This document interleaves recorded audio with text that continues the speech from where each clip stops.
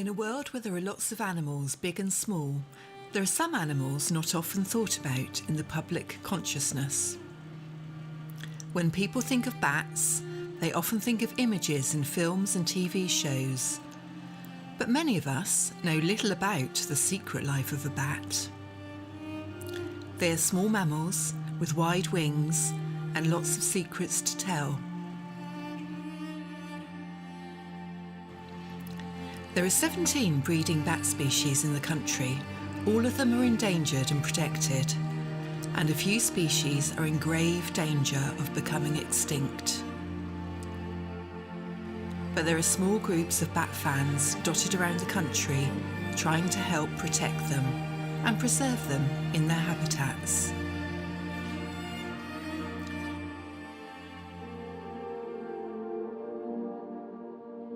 I'm Caroline Dufresne. I'm here at a garden pond in the New Forest to help get rid of some of the misconceptions people have about bats. Someone with a keen interest in observing bats is Ian Baker, a pioneer in the development of the infrared camera. Through his work, he has helped enable us to see in the dark, so we can watch these furry little creatures and observe their behaviour.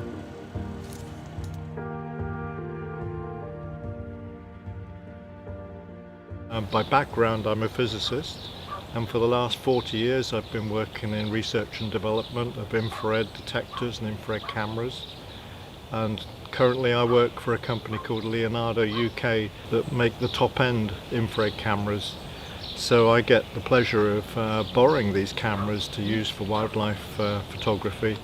There are two types of infrared cameras. One we call active infrared cameras, which actually use an illuminator, and they tend to be like conventional cameras, only short range.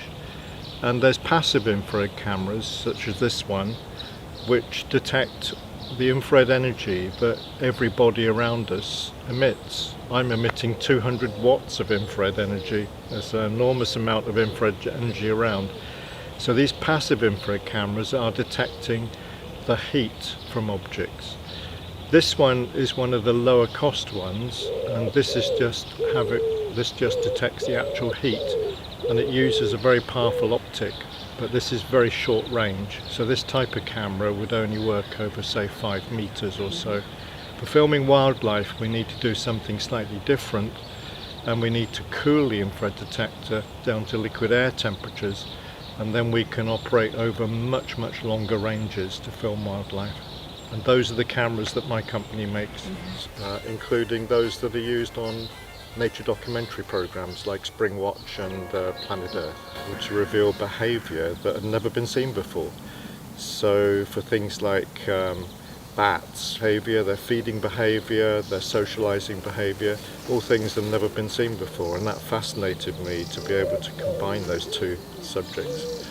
Cameras to be able to film them flying very fast, and it was ending up being quite a specialised activity. And so when the BBC had a programme specifically on bats, they asked me to do all the filming because of that knowledge I had about the cameras. And that got me interested in bats because I began to see things about bats that didn't look right. The textbooks say they should have hot wings and cold bodies. They're covered in very dense fur, they should look cold. In fact, they had cold wings and very hot bodies, which was totally wrong. And when I looked at it, I thought, wow, there's new science here, because that's totally wrong. That made me fascinated about the physiology of animals in general. It applies to rodents and shrews as well. And it turns out that there's a completely new thermoregulation mechanism there. We don't really understand it yet, but we found a completely new thermoregulation mechanism using thermal cameras. The surprising thing I found about bats is just how little we understand about what they do. I left a camera staring at a cubic metre of air above a pond for 3 hours, and I managed to get 3 instances of a bat catching a midge. and we have no idea how it senses that midge and how it captures it. But on film, what it appeared is that the bat aimed for it and then at the last minute flicked up its tail, caught the midge in its tail, and then did a crunch, ate the midge and flew on. And all that happened in 0.1 of a second. So we understand very little about how these animals operate. All bats eat insects, but just like humans, they have their favourite tastes. Most insects are caught and eaten in mid-air, though bats sometimes find it easier to hang up and eat larger prey. Flying uses up lots of energy, so bats have big appetites. A common pipistrelle can eat over 3,000 tiny insects in a single night. Dispelling the myths, bats are not blind, but at night their ears are more important than their eyes. So as they fly along, they actually make shouting sounds to communicate to one another. The returning echoes give the bats information about anything that is ahead of them, including the size and shape of an insect and which way it is going. This impressive system of finding prey is called echolocation, locating things by their echoes. Lena Griffiths is a keen bat carer and has been devoted to caring for distressed and injured bats. Some neighbours were going out one evening, 8 years ago now, and they had what looked like a fish tank in their arms. So I asked them where they were going with a fish tank on a summer's evening. And they said, "Oh no, it's a bat. Do you want to see?" So I had a look and it was love at first sight. I've been doing it ever since. Well, some of them are injured because man, in his wisdom, is destroying their habitat. Say they're pulling a roof off or something and they didn't know bats were there. And the bat will be damaged. The worst thing, I think, is they're catted. Cats love bats to play with, and of course cats are cruel.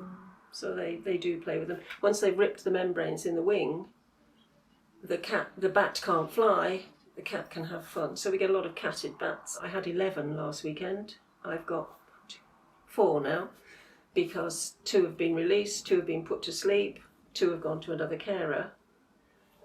So you get a notification from the Bat Conservation Trust or Hampshire Bat Group to say there is a bat in trouble somewhere. It will either say catted bat or injured bat or grounded bat. So one of us will go along. For me, on this side of the New Forest, it's usually me that goes out, because there's only me here. You pick up the bat wearing your gloves, all sorts of gloves we have for different size bats. It has to be in an escape-proof box. If you can get a pencil through a hole, a bat can get through it. A soprano pip can get through it. We often get called to places and the bat has gone. So you pick up the bat, you bring it home, you want to weigh it, have a look at its wings, give it some rehydration fluid, usually with a paintbrush or a pipette, and then leave it to rest. Then have a really good look at it. Look at its wings, look underneath, look for any cuts, blood, look at its feces, look at its urine, look at its teeth if you can, and then make a decision on what happens next. If it's been catted, as we call it, if it's been damaged by a cat, it will always have antibiotics and painkillers. We have a lot of them. Only registered bat carers are legally allowed to keep bats in captivity, but only if they plan to return them back into the wild once the bat is considered fit for release. Once the bat has been assessed for injuries, it is important to sex the individual.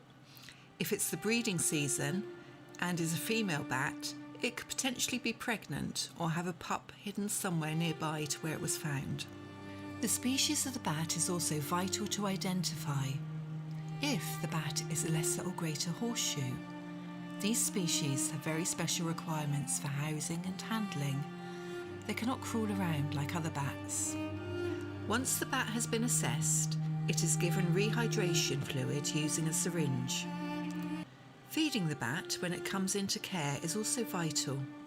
Sometimes an individual will be too weak to munch through a mealworm, So it is important that you kill the mealworm and feed the bat the guts so that the bat can get the nutrition it needs. A harp trap provides an alternative bat survey method to mist netting or the use of bat detectors.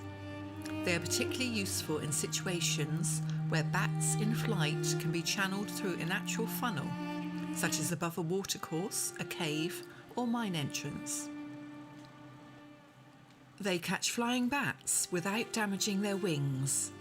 They consist of a frame that supports 2 rows of fine thread and a catching bag at the base. If a bat detects the first row and swerves to pass through, it collides with the second row and tumbles into the collecting bag. Conservationists Paul and Colleen Hope have also become devoted to bats. Through their work, they survey, record and catalogue bats, looking at species, numbers and location. They advocate the bats' interests and help protect them.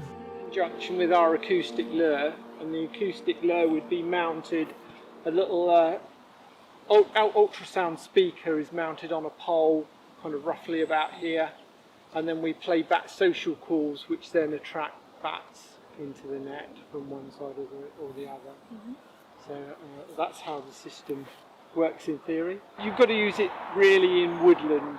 Yeah, so if you've got woodland rides, fairly dense woodland rides, it's really useful.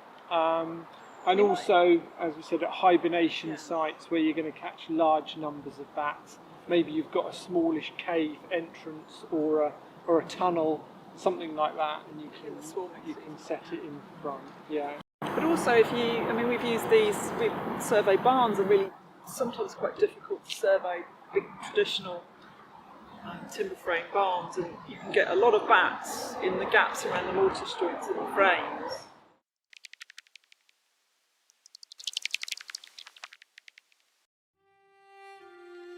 They're very sensitive, so sometimes if you've got a nice tree hole and you think you'll put a hand net underneath it, you could be on hiding to nothing. These are useful. When we track bats using radio telemetry, we have to fix these tags on. So this is a radio transmitter tag that you would glue to the back of a bat, and that would allow you to track the bat. The batteries on them vary, so that's the battery on the end there, and obviously the long antenna runs down the back and past the edge of the tail membrane of the bat. And different tags will have different lifespans, so anything from a couple of weeks to maybe even more than a month if you have a larger battery. It's easiest to see bats in the warmer months of the year.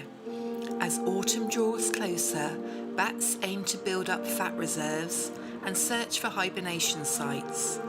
And hibernation begins around November for the winter months. Working with animals can be fulfilling and rewarding and therapeutic. It's good to give something back.